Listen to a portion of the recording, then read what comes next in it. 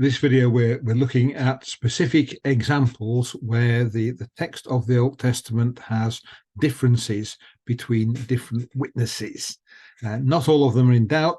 Very often it's obvious what the correct reading should be, but nevertheless, we're going to take a little look and see what kind of spread of variation there is and how we might resolve some of the differences between the witnesses.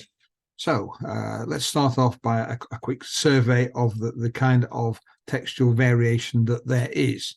The first thing to say is that the vast majority of the variations are extremely minor. So here's an example. This example is the first verse in the Bible. In fact, it's the first word in the Bible. And you can see how it's written. The word normally is Bereshit. That's what appears in the Masoretic text, the standard Hebrew text of the Old Testament.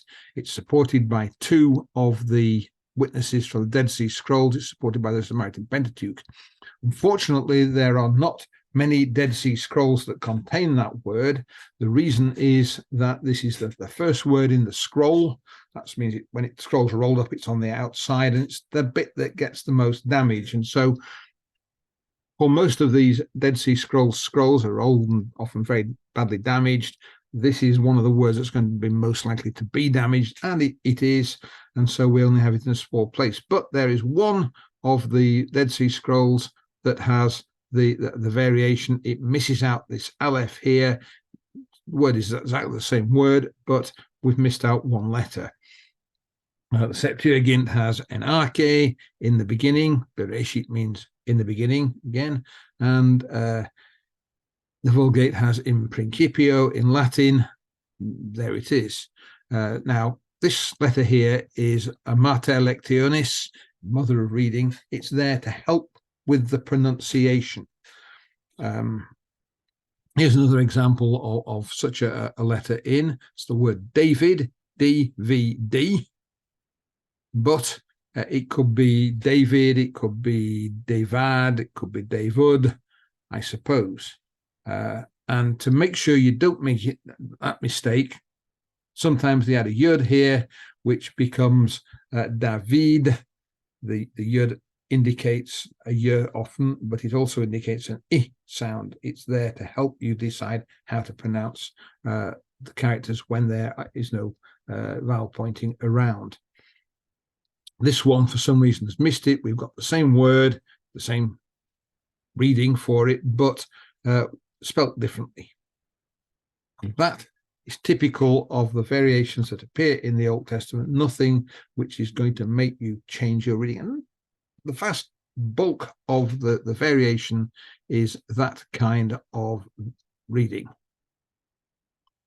Let's look at a survey of the significant variations. There are not many of these, but let's have a look at them. And I've classified them three ways. I've classified them according to how important they are, how certain we are what the correct reading is, and which source provides the correct reading. So I first of all, we've got the importance of it, and I've given no stars to something like the Bereshit thing we saw before, where it's just a matter of a spelling error.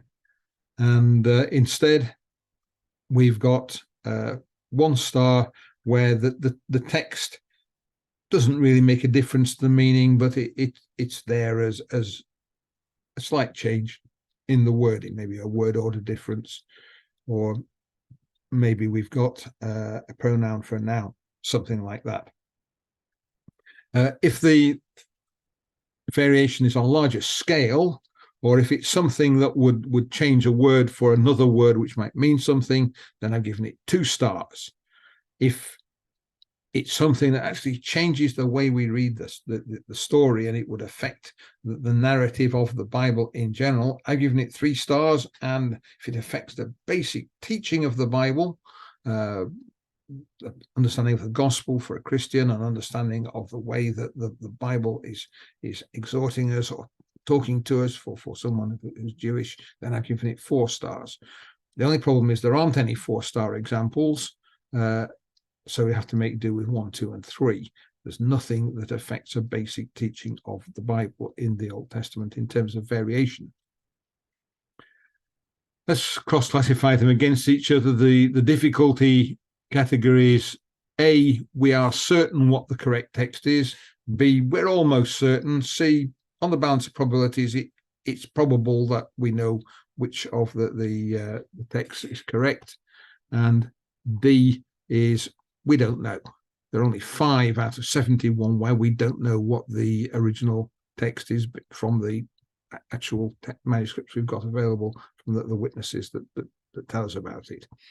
The vast bulk of them are A. That's 42 out of 71. Another way of classifying them is to say, well, what source gave you the correct text? And of those, again, the vast majority are from the Masoretic text, although there are some where the Septuagint seems to give a better reading, and even a few where there's something different in the Dead Sea Scrolls that doesn't appear in either the Masoretic text or the Septuagint. So again, out of 71 of the variations, 52, the Masoretic text is the correct text. Notice that for the D variants, well, there are 5 D variants. I can't assign those to one of these columns because we don't know which of those 3 is in fact correct. So what I want to look now at is 3-star examples and see how certain we are of the text and look at how we might resolve the problem. So there they are. That's all the 3-star variants. How many descendants did Jacob have that came down into Egypt? That's the sort of before the Exodus. If they go into Egypt, they stay there, become a great nation. How many descendants Jacob went down? How many years were they in Egypt? 400 or 420? Who buried Moses? Where did Joshua build his altar? Was it on Mount Gerizim, or where did he build it? Was it Gilgal? The summary of the Judges cycle in Judges, and the phrase, they pierced my hands and my feet, in Psalm 22. And we're going to look at 2 of those just to see how one might proceed. So these are the passages with 3 stars. Remember, these are all the important variations in the Old Testament, the whole lot of them, every single one. So the first one we're going to look at is Deuteronomy 34, verse 6. Who is it that buried Moses? And in the Masoretic text, in the Samaritan Pentateuch, in most of the Dead Sea Scrolls, we get, and he buried him in the valley in the land of Moab. And the he that buried him is God, and he buries Moses in the valley. So God buried Moses in the Masoretic text. In the Septuagint, we have a difference. It says, and they buried him in the valley in the land of Moab. And if it's a plural they, that would refer to the children of Israel burying Moses in this particular place. It's a change of the ending of a word. It swaps 1 letter for 2 letters.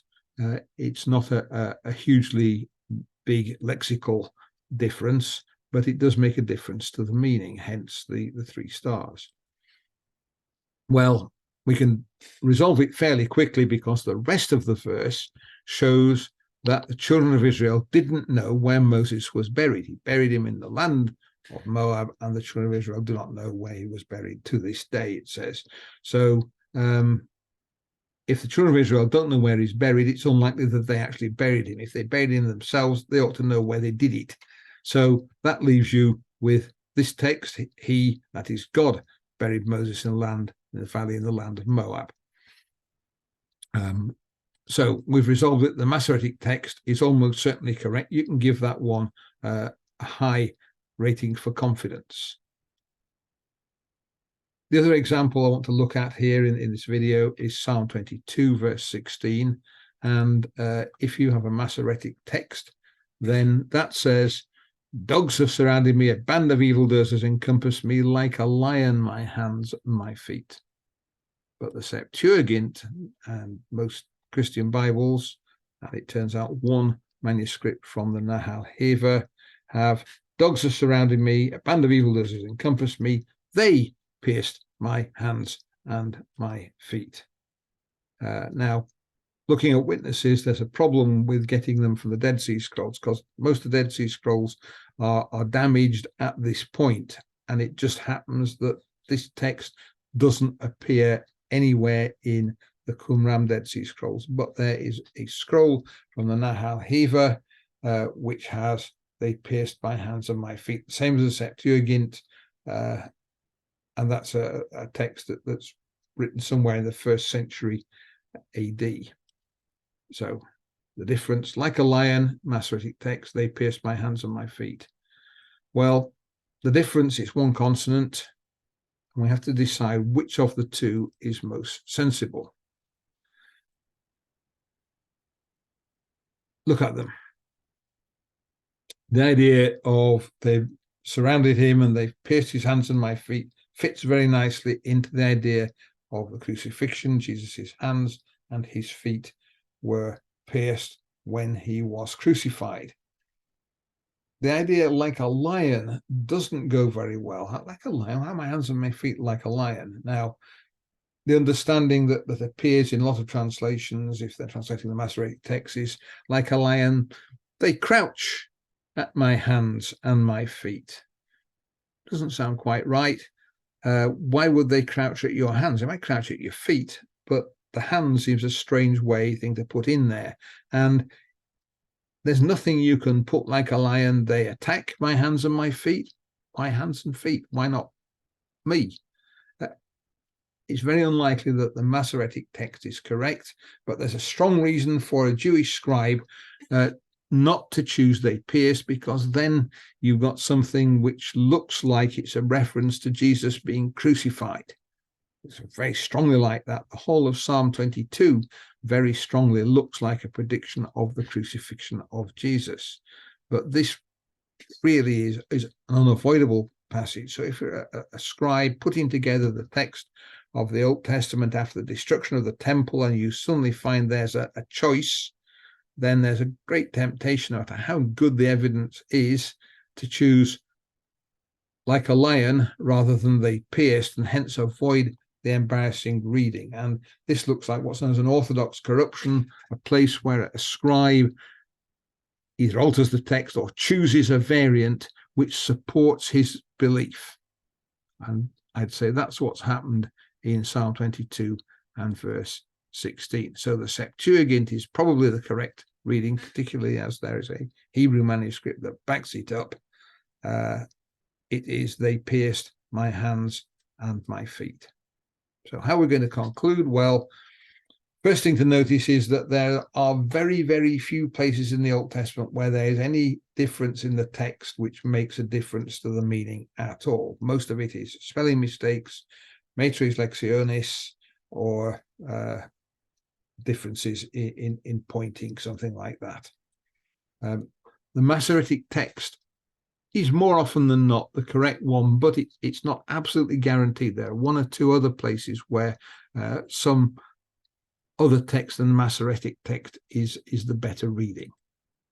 But what it does tell us is that if you look at your Hebrew Old Testament, then the truth is in there, and the variation is very, very small. It's something where the Old Testament has a secure text. We can trust its message. We can trust what it tells us. So thanks for listening, if you have been. May God bless you.